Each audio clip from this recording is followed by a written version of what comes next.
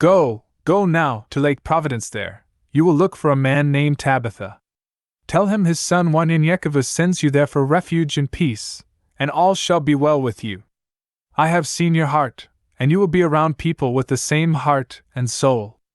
Don't ever be afraid or ashamed to tell your story or your secrets. Secrets can make and will make you lonely, and even the Torah said to defeat the enemies is by the words of your testimony. Uday rubbed his head from the pain as Wanyenyekevu tore a piece of cloth from one of the corpses and wrapped his head to stop the bleeding. With tears in his eyes, Uday said, "Thank you." Wanyenyekevu and Uday talked until they were back on Highway 65 before heading their separate ways. Wanyenyekevu headed south on Highway 65, and Uday headed north along the river and banks, making sure none of his people saw him. With his clothes drenched in blood and pieces of flesh here and there, Yael appeared before Wanyenyekevu. "Well done, indeed, an excellent job." Wanyenyekevu smiled. "With a face like that, I can't tell." Yael looked strangely and asked, "Do you feel the difference between fighting in the spirit versus fighting in the flesh?" Yael with a half smile. "Is that better?" Wanyenyekevu said. "Please, don't ever be a comedian." Yael made another forced smile, and Wanyenyekevu laughed. "Yes, I understand now. By me fighting in the spirit, I'm less tired, and it appeared as if many of them were going in slow motion. Calculated steps and concentration were my friends in that battle." Yael looked at Wanyenyekevu. "There's a pond nearby, you may want to change." Walking and talking about the fight, Wanyenyekevu and Yael walked down Henderson Loop and ended up in a small pond.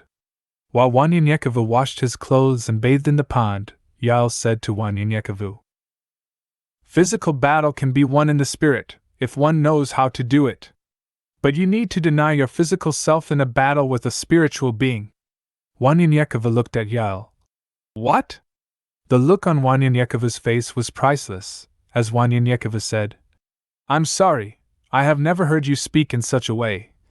Yael said, "You have never had to battle what you are about to battle either."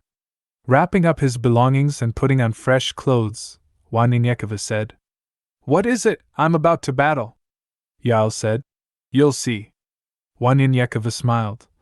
"Now that's the way I'm used to you talking." Yael, with a half smile, "Take your rest today and make your way to Sondheimer by morning." Pointing, Yael said, "If you go straight that way, it will take you 30 minutes to get to Sondheimer. If you take the road, it will take you an hour and a half."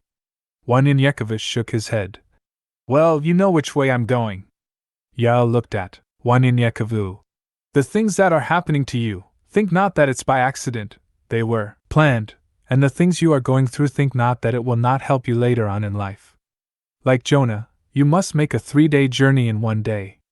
However, before you leave Louisiana, the spirit of Joshua shall cover you." As Yael was speaking, he faded away and disappeared.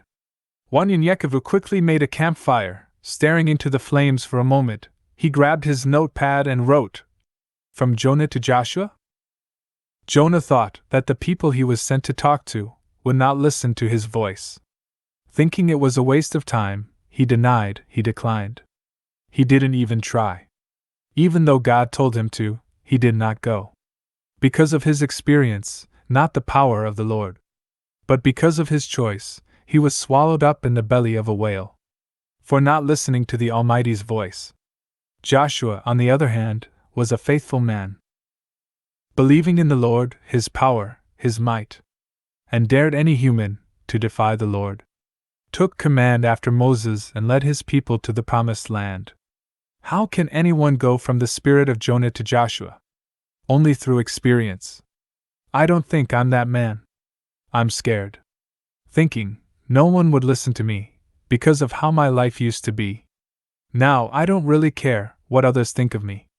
I was told I was there, from the man that lives in the air. But I do say to myself, and no one else. I drink my beer, I smoke my weed. Who will listen to me? Knowing what love is, knowing what hate is, seeing them both. From coast to coast. The power of God is stronger. This is the only thing that has allowed me to last this long. Let someone tell me to talk to someone, it scares me. However, if I see someone in need. My heart is open, my voice is long, until their heart is singing a song. Express my anger, express my pain, express the power of God. Then I end with Selah. I still wonder, how did I go from Jonah to Joshua?